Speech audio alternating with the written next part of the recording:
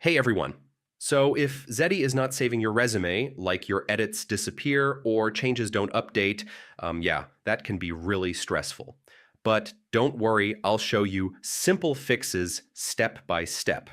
First, check your internet connection. If your Wi-Fi is weak or unstable, Zety may not save your changes properly. Next, wait a few seconds after editing. Zety usually auto-saves your work, so rushing or closing the tab too quickly can cause changes to not register.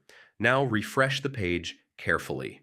Sometimes the editor just glitches, and a refresh brings your saved version back. Okay? Make sure you're logged into your account. If you're logged out or your session expires, your changes may not save.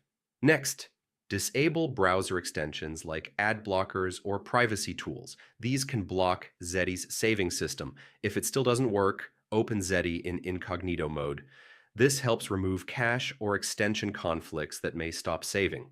Now clear your browser cache and cookies. Old stored data can interfere with saving and syncing your resume. And if nothing works, try a different browser or even another device. Sometimes it's just a compatibility issue. And that's it. One of these fixes should solve your Zety saving issue so your resume updates properly every time.